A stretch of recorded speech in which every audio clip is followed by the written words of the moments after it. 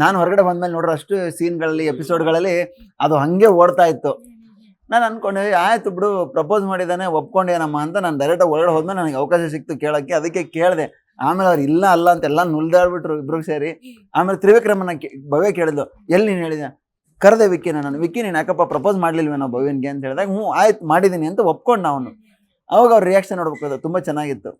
So ಅವ್ರ ದೋಸ್ತರನ್ನ ಕೇಳೋಣ ಅಲ್ಲ, ರಂಜಿತ್ ಅವ್ರನ್ನ. ನೀವು ಮನೆ ಒಳಗಡೆ ಹೋದಾಗ ಏನಾದ್ರು ಮಾತಾಡಿದ್ರ ತ್ರಿವಿಕ್ರಮ್ ಜೊತೆ ಇದ್ರ ಬಗ್ಗೆ? ನಿನ್ನಾಟ ನೀನ್ ಆಡಪ್ಪ, ನೀನ್ ಯಾಕೆ ಹಿಂದಕ್ಕೆ ಹೋಗ್ತೀಯಾ ಅಂದೆ. ಓ, ಅಂದ್ರೆ ನಿಮ್ಗೆ ಅನ್ಸಿದ್ಯಾ ಹಿಂದೆ ಹೋಗ್ತಾ ಇದಾರೆ ಅಂತ? ಅನ್ಸಿದೆ. ಅದಕ್ಕೆ ಎಂಡ್ ಆಫ್ ದಿ ಡೇ ಇವಾಗ ಗೇಮ್ ಗೆಲ್ಬೇಕು ಅಂತ ಬಂದಿದ್ಯಾ, ಕಾನ್ಸಂಟ್ರೇಷನ್ ಬೇರೆ ಕಡೆ ಡೈವರ್ಟ್ ಮಾಡ್ಕೊಂಬೇಡ ಅಂತ ಅಷ್ಟೇ. ಇನ್ನೇನು ಲಾಸ್ಟ್ 1 ವೀಕ್ ಇದೆ. 1 ವೀಕ್ ಹೊರಗಡೆ ಬಂದ ಮೇಲೆ ಬೇಕಾದ್ರೆ ಏನ್ ಬೇಕಾದ್ರೂ ಆಗ್ಬೋದು, ಚೇಂಜಸ್ ಆಗ್ಬೋದು. ಇಲ್ಲ ಅವ್ರ ಪಾಡಿಗೆ ಅವ್ರ ಲೈಫಲ್ಲಿ ಇರ್ತಾರೆ, ಇವ್ರ ಪಾಡಿಗೆ ಇವ್ರ ಲೈಫಲ್ಲಿ ಇರ್ತಾರೆ. ಏನಕ್ಕೆ ಇವ್ನ ಸಕ್ಸಸ್ ನೀವು ನೋಡ್ಲೇಬೇಕಾಗುತ್ತೆ. ಸೊ ಇದೊಂದಕ್ಕೆ ಹೋಗಕ್ಕಾಗಲ್ಲ.